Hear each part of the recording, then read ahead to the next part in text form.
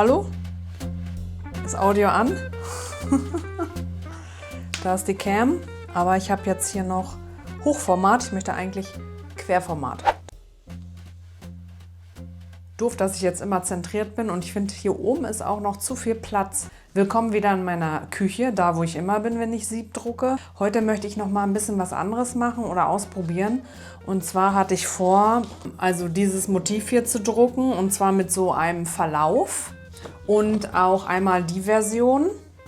Das habe ich jetzt einfach nur schnell mal ausgedruckt mit meinem Inkjet-Printer. Den genauen Farbton, wie hier, habe ich natürlich nicht. Den müsste ich mir erstmal anmischen. Ich habe gestern ein bisschen rumprobiert. Das Gelb hier werde ich genauso nehmen wie aus dem Topf. Ich mache dann beide Farben zusammen auf das Sieb. Das nennt man, glaube ich, Split Fountain oder Irisdruck auf Deutsch. Auf jeden Fall Verlauf drucken auf einem Sieb. Ich bin natürlich gespannt, wie gut das heute klappt, denn ich liebe Salzstangen.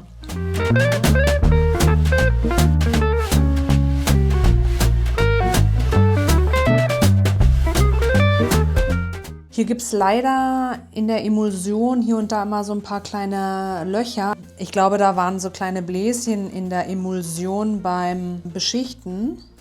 Ich habe da jetzt Siebfüller reingemacht, das heißt, die Stellen dürften eigentlich nicht durchlässig sein. Ich hoffe, das klappt auch. Das hier ist nochmal der Film. Den hatte ich ja hier auf das Sieb belichtet. Und den benutze ich jetzt auch nochmal, um das Papier darunter zu registrieren. Ich habe ja hier die Passermarken mit drauf gedruckt. Hier. Und die habe ich ja auch mit aufs Sieb belichtet. Und jetzt schiebe ich hier unten so lange rum, bis beide Motive genau übereinander liegen, also die Passermarken. Und dann habe ich die Position für das Papier, kann die fixieren. Und ja, wichtig bei der Registrierung ist, dass der Abstand hier schon drunter klebt. Das sind zwei 5-Cent-Stücke. Das ergibt ungefähr 3 mm. Ich habe mir so ein paar Papierarme hier rangeklebt an die Folie. Das hat den Vorteil, dass wenn ich das Sieb runterklappe, ich die Folie besser unter dem Sieb verschieben kann. Weil ohne die Dinger, da müsste ich einmal das Sieb hochheben, die Folie ein bisschen nach unten schieben, checken, wieder nach oben, ein bisschen nach rechts. Das ist einfach viel einfacher mit solchen kleinen Helferchen. Natürlich ein bisschen anstrengend, weil man auch so weit oben gucken muss und ich hier gar nicht richtig hinkomme.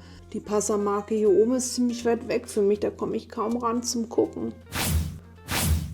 Bräuchte ich eigentlich so einen Stuhl. So, jetzt werde ich ein paar Gewichte darauf stellen, damit es nicht verrutscht.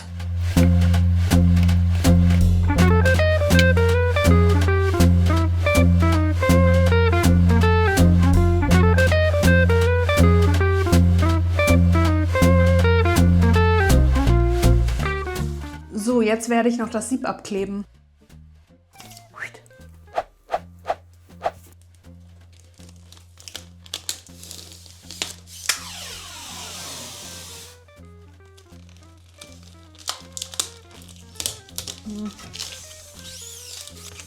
Ja, es ist jedes Mal auch immer so, wie schön und glatt kriege ich es hin, aber meistens ist es dann doch sehr faltig.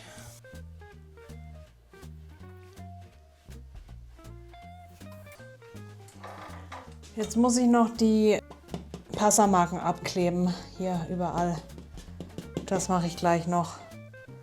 So, ich habe die Marker jetzt nochmal woanders positioniert und nochmal so ein kleines schwarzes Tape unten drunter geklebt, damit das Papier so ein bisschen besser da drunter sliden kann.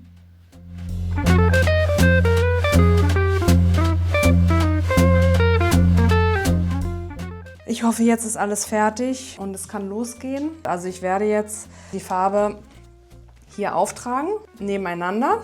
Und dann werde ich gucken, was passiert. Es kann ja nur daneben gehen beim ersten Mal.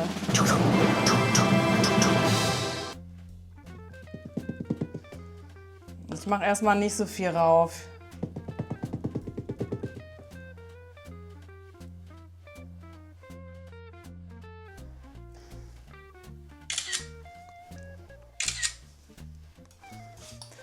Ich habe ein bisschen Angst. Es geht bestimmt schief, Leute. Es geht bestimmt schief. Achso, ich muss ja erst fluten. Ich hab's fast vergessen.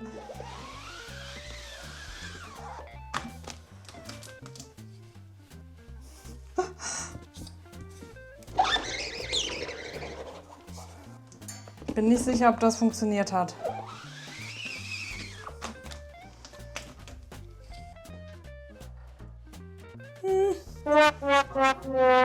Naja, ist noch nicht so gut geworden. Und hier an der einen Stelle kann man sehen, da kommt keine Farbe durch. Shit. Encore une fois.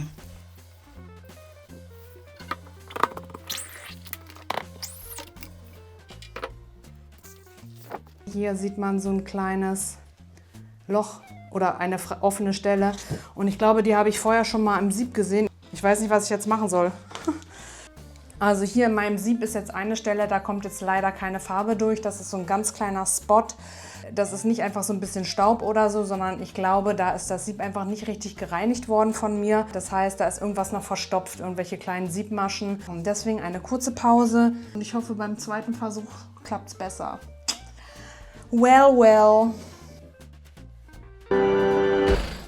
So, ich habe das Sieb ausgewaschen, von der Farbe befreit und die kleine Stelle, die verstopft war, habe ich jetzt reinigen können. Ich habe alles abgeklebt, das Papier neu registriert. Jetzt ist natürlich ein bisschen Zeit vergangen, also habe ich auch zwischendurch noch was gegessen, was getrunken, bin nochmal spazieren gegangen.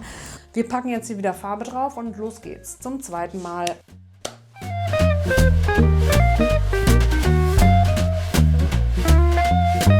Papier ist drunter, ja.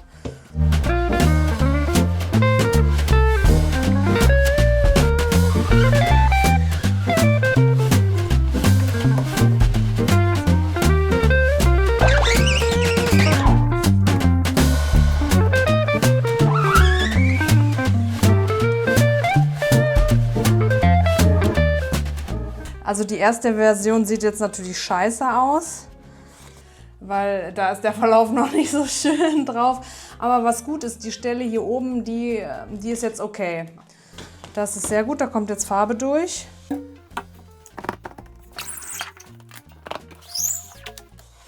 So, zweite Version. Ein bisschen besser, aber auch wirklich nur ein kleines bisschen. Sieht schon lecker aus hier, muss ich sagen. Lecker, lecker Zuckerbäcker.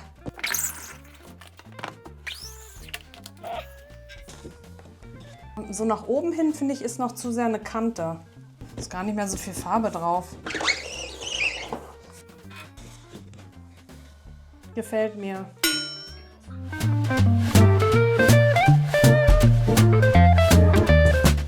Nein! Scheiße. Ich habe jetzt auch fast kein Papier mehr. Ich muss sagen, es macht total viel Spaß, aber ich habe auch sehr viel Ausschuss.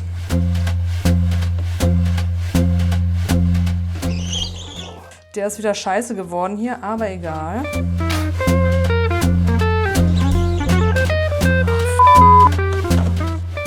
Ich muss sagen, es macht total viel Spaß. Die Blätter sind alle. Fuck. Ich glaube, das ist jetzt echt eine gute Zeit aufzuhören. Ich bin auf dem Weg zum Bösner. Ich musste ja gestern die Drucksession auch nochmal abbrechen, weil das Papier alle war. Ich muss jetzt Papier kaufen. Und dann geht es hoffentlich nachher weiter. Peace.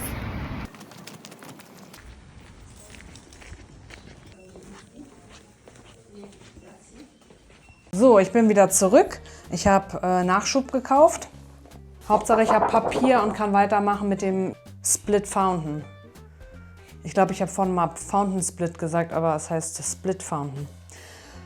Also, was ist jetzt nochmal anders? Kurzfassung. Labarababa.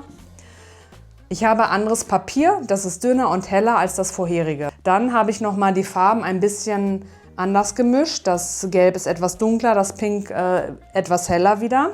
Und jetzt wird zum dritten Mal gedruckt. Und da ich jetzt gerade nicht das Outfit trage, was ich vorhin getragen habe, ziehe ich mich nochmal schnell um, damit das im Video auch konsistent bleibt. Let's go!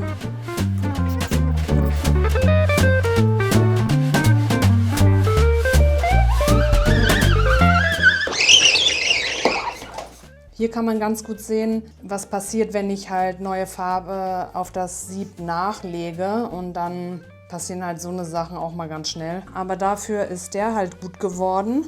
Meistens hat der hier vorne Probleme, weil die Mischung der Farbe ja da auch anfängt und deswegen sind hier auch viele Missprints einfach dabei. Hier sieht man es ja auch, ne?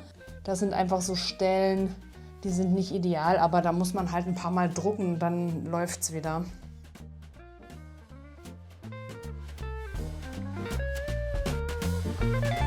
Jo, schaut gut aus. So, wir haben jetzt hier ganz viel Bild im Bild. So, hier hängt alles, was ich heute gedruckt habe. Gestern war auch so viel.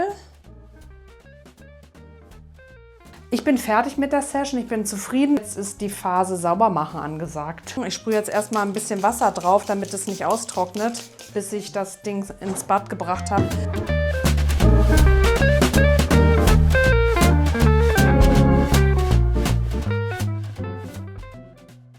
So, jetzt ist wieder alles sauber. Der Arbeitsplatz ist clean, das Sieb ist gewaschen. Und wie würden Sie die ganze Sache jetzt zusammenfassen? Es war eigentlich ziemlich einfach, so wenn man drüber nachdenkt. Einfach nur 2 Farben nebeneinander batschen und dann mit dem Rakel rüber und dann schaut es gut aus. Aber es war dann doch schon so ein bisschen tricky, so eine konsistente Phase hinzukriegen, dass dann wirklich am Stück so ein paar Drucke wirklich gut waren. In diesen Zwischenschritten ist dann immer der Verlauf ein bisschen abgefahren gewesen. Dann musste der sich erstmal wieder eingrooven, bis er dann zu einer gleichmäßigen, jetzt habe ich den Faden verloren. Ich werde dann einfach mit der Videosoftware die lange Rede zu einem kurzen Sinn zusammenschneiden. Das ist ja auch das Interessante an diesem Iris-Druck, dass man eben nicht genau weiß, wie was verläuft und jedes Blatt einfach anders aussieht. Wieso ist es eigentlich nicht richtig rum? Für mich hat sich das auf jeden Fall gelohnt, dass ich eine 3. Drucksession mit rangehangen habe.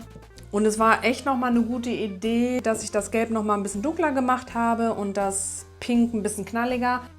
Da hatte ich ja vorher das Problem, hier das Pink einfach nicht ganz so geknallt hat. Das Gelb, das sieht man hier nicht so gut, aber es ist ziemlich hell. Und das ging bei schlechten Lichteinflüssen dann doch ein bisschen unter, sodass man die Kontur vom Vogel nicht mehr so gut gesehen hatte im unteren Bereich. Ich würde sagen, der Unterschied ist schon ordentlich. Bam! Was ich schön fand, ich habe mich ein bisschen mehr getraut, Farben zu mischen. Übung macht die Meisterin. Ich hab's geschafft. Ach ja, was ich noch machen wollte, ich wollte das noch mal so nebeneinander halten. Ich dachte, das wäre vielleicht ganz cool. Sieht es cool aus oder ist es too much? In jedem Fall, ich wünsche euch alles Gute, macht's gut, eure Bexi. Ja, ich glaube, es ist zu viel.